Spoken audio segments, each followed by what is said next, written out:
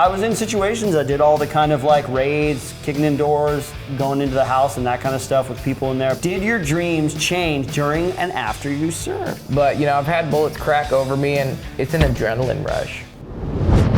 Welcome back, Fire Team, to another episode of Shift Fire. We are glad to be with you. I am Israel Wright, former Green Beret, one of your hosts, and with me, as always, the one, the only, the amazing Cameron Fath, former Army Ranger.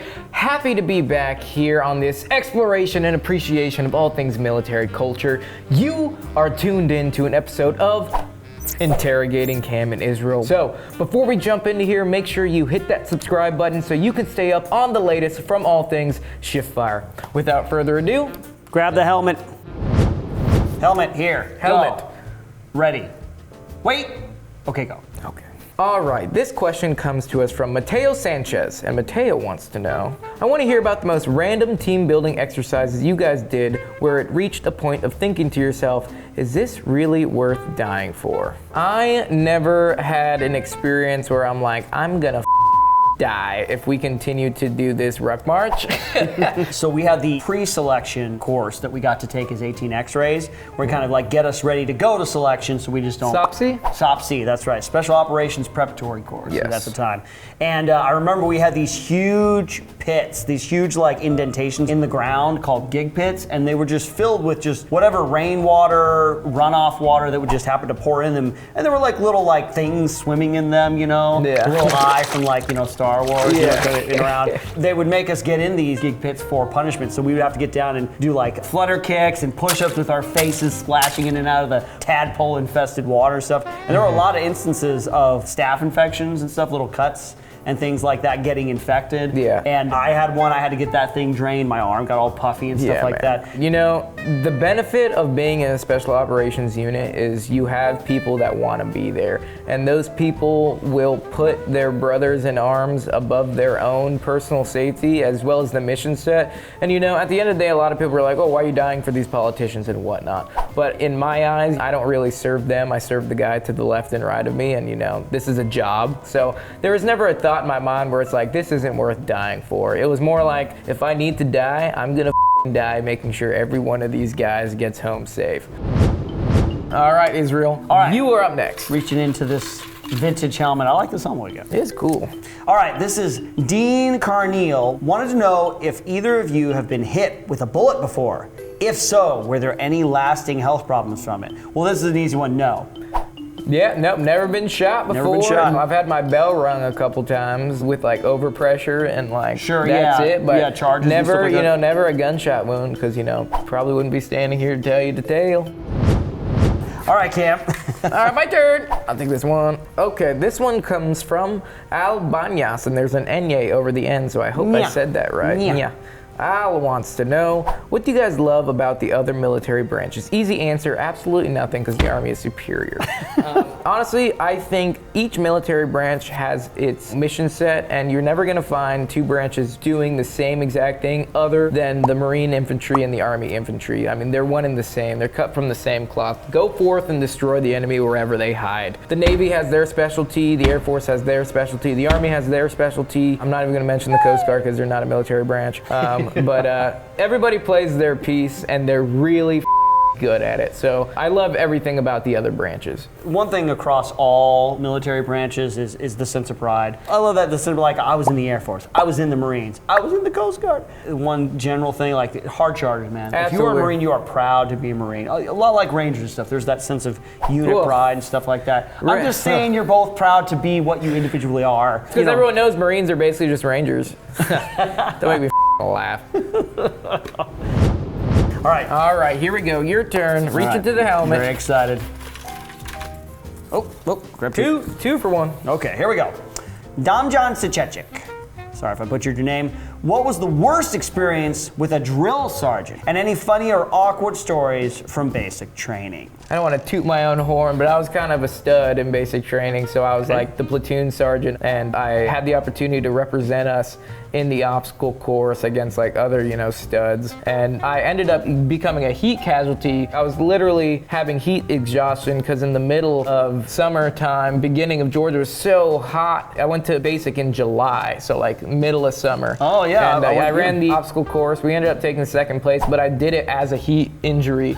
And I didn't really have a negative experience with any of the drill sergeants, but they would absolutely ram our ass. But that's just part of the military culture. It is what it is. Yeah. We had a new drill sergeant come in kind of part way through basic trainings. He was replacing somebody else and stuff, and he was kind of fast and loose, you know. He was kind of a relaxed guy. He was like the fun drill sergeant. I remember one night in the barracks, I had a question for him, and you know they have their like little offices. Yeah, and you gotta knock 3 times. You're like, Yeah. drill sergeant, private, fast, requesting to speak to drill sergeant, drill sergeant. Yeah. Yeah, I had a question for him, and he comes out, and I think I mispronounced his last name. I said, drill sergeant, and he's like, oh, you don't know how to say my name? You don't know how to talk, Private? Let's go. Come on over here, Private. I got something for you. You know, we're heading out to like the red zone where they would smoke us. Yeah, kind of in the you're middle not of the allowed to barracks. step foot in the red zone. Yeah, not allowed to step foot in the red zone. I said, you know what, Sergeant, that's fine. You know why? Because I hate you. And he's like, all right, carry on, Private. I think he just like got a kick out of the fact that I had some attitude and stuff. He's Yeah. like, all right, carry on. All right, do your thing, man. I respect that. I respect that insubordination. Yeah, and I was like just like standing there like, oh, all right, well that worked out in my favor. Yeah, that's awesome, man. All right, my turn. All right, I want this one. All right, this one comes from Oris Daniel Dearborn the 6th. Whoa! Wow. Comes from a long lineage of Long Oris line. Daniel Dearborns. And Oris wants to know, the moment you see your buddy's units for the first time, what do you say? The moment you see your buddy's unit. What Your do you buddy's say? units? Units like genitals? Yeah, the genitalia. I say, wow, that's small. But I think he's trying to say, like, do you have a buddy and they go to a different unit and you see them? Like, when you see your buddies from other battalions and you make friends across the units, you're like, hey, man, it's so nice seeing you. And, you know, you further appreciate those relationships you make with other people in other units. And when you see them finally from, like, joint training, it's really cool to see them. I'm going to take it in a different direction. I think you're talking about a penis. I think you're talking about you seeing your buddy's unit for the first time. I can tell you the first night of basic training. I like where this is going. First night of basic training, you had, I think, 30 seconds to take a shower, and they would go. There were 8 shower heads, so you had 8 dudes that go in at a time, and you had to get in there lightning quick. It was like 15 to 30 seconds. Yeah, it was super quick. I know exactly what you're talking about. Yeah. Everybody's lined up, and we have a saying in the military, nut to butt. Right. And it's literally true. You're sitting there butt naked in a line, like maybe 2 or 3 inches between the guy ahead of you, and you can tell the shy guys because they're like one-handing their Johnson, and you're just like, hey man, just let it hang out. Like, there's no getting past this. And I had a little bit of awkwardness. You know, I'd never been around a bunch of naked dudes before. Yeah. I got over it in that moment. Yeah. I got over it. Yeah, I'm like, you're like, oh, okay. I got to do this because I want to take a shower. I Yeah. ain't worried about it no more. You know? Just don't be a shy guy. Yeah. I like your interpretation better. All right, well, let's see man, if I let's see. can properly interpret this next answer. All right. Chad Holland, an actual Chad. A real life Chad. A real life Chad. Chad Holland wants to know, what was your closest experience with snipers? My first experience was with our actual regimental snipers, and they're called SNOT teams, and extremely lethal dudes. It was cool because I was afforded the opportunity to, you know, work really closely with these guys on deployment because we shared the same room. Not to mention our Goose team leader at the time came from a SNOT team, so extremely knowledgeable guys. Fast forward, now I'm in a sniper and reconnaissance section in the National Guard, so now I actually help train and, you know, shoot a lot of long guns most of the time. So long gun is the most fun I've had, not just in the military, but in the civilian world, taking long shots. It's such a precision skill, and it's such a precision instrument that you're using. You're talking inches make a measurement of feet at distance, so that's how precise you need to be. I'd never had any experience with enemy snipers because, you know, we killed them all with IDF. Snipers are badass. I love them. While we were in Iraq, our Team Sergeant Tom would take us out for ongoing training. So we got to do some marksmanship training with some long guns. That was really cool. I don't remember a lot of like the details in terms of the math and what we were talking about, but he would sit there, we would have a spotter, and we had a shooter and stuff, and he would kind of talk us through the different aspects and the steps going up towards taking a shot. And it's very satisfying when you make that shot that's way out there. The cool thing about long range shooting is if you're shooting at real far distance, you can see what's known as trace. So you can actually, on glass, see the bullet flying through the air, and it literally looks like the Matrix. You know, he's dodging all the bullets. With the vapor, lines that you can actually see it with the naked eye, and that's super cool. And the calculations you're talking about is probably like wind formula or mill relation formula. These are all things that are calculated in there. Like snipers, you have to be good at math, and you have to understand like the process behind, you know, wind calls and having the dial for elevation and understanding your weapon's dope. There's a lot of things that go into snipers, and that's why it's such a technical skill. Yeah, I love sniping. It's cool, man. Right on, man. Even in video games, I do. All right, buddy, it's all you. Okay, next question. Get in, a couple more left. Nope, that is not one. That is part of the this one's really tiny. This one's probably straight to it. Okay. Fari Prabao. Fari wants to know, can MRE expire or rot? I think if you watch our Chicken a la King episode, that'll answer your question there, Fari. Yeah, they have a long shelf life, but yes, eventually, probably after 40 years or so, or 25 years plus. What's the shelf life? They say 5 years, don't they? I don't know. But they can longer than that. They can keep for a lot longer than that. I've eaten 10, 15-year-old MRAs, and they were completely serviceable. Yeah. But they do go bad if you watch that Chicken a la King MRA video. Yeah, check it out right here. Right where my finger's pointing. Yeah, there should be right there. There should be a link right here to it. It's right there. Is it below? Is it on the screen? You know what? We'll let the editor sort it out. Yeah. All right, your turn. All right, man. Okay, another short one, I think. Manuel Garcia wants to know, did your dreams change during and after you served? Interesting. Did my dreams change? Very interesting question. Actually, I never even dreamt in the military. I just blacked out and woke up and did PT. That's lit. Now I dream. Yeah? Yeah. So you had dreams. That was the change. Is that you actually I have dreams now when I sleep. So, actually, my dreams are about the same. My dreams have always been really weird. Like, they're always just like really weird, wild, crazy. Know me. Like, I don't have any dark dreams as a result. I'm sorry if anybody does. I know some guys do, but no. I had a great experience in the military. I have fond memories of it, nothing too tragic or sad. And so my dreams are still weird and whacked, but they always were before then. So, no, they didn't change all that much. Glad to hear that. We hope that answered your question. All right. Let's see what we got here. A couple more. All right. Oh, another short one. Short and to the point, just like me. All right. Isabella Payne. Isabella Payne, that's kind of a cool name.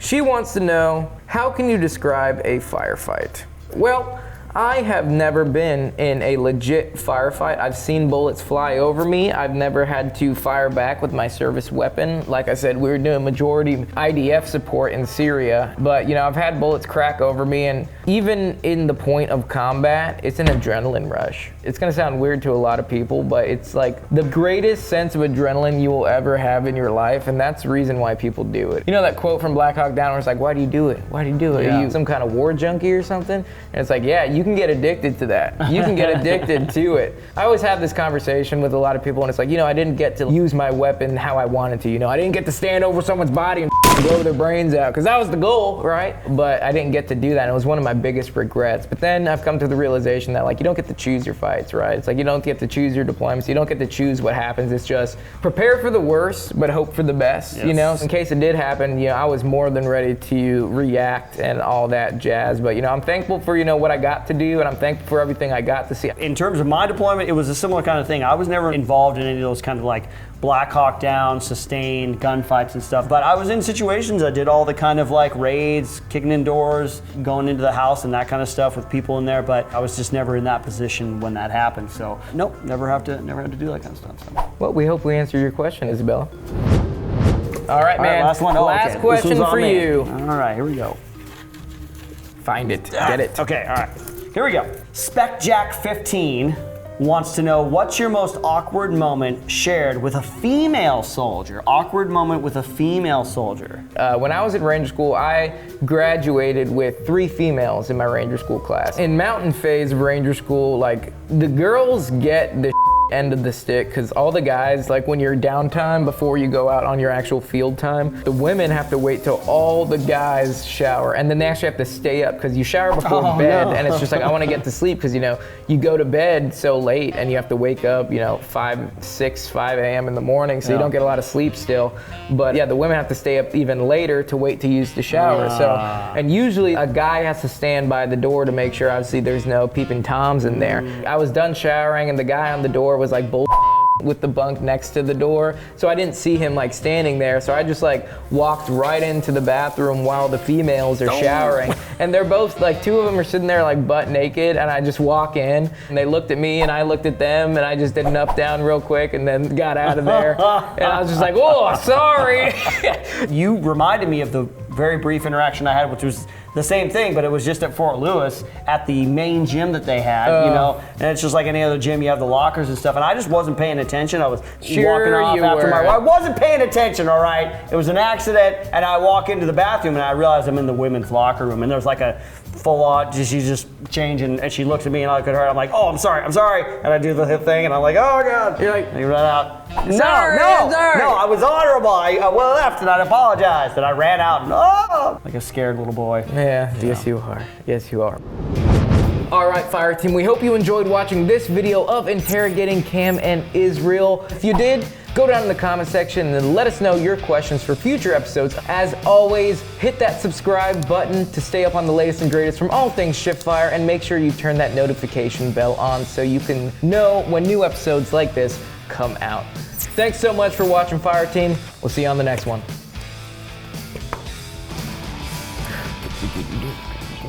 The moment you see your buddy's units for the first time, what do you say? I say, wow, that's small. I'm gonna start it. I'm a man. Actually, I never even dreamt in the military. I just blacked out and woke up and did PT. And I do the hip thing, and I'm like, oh God. You're like, you run out. No.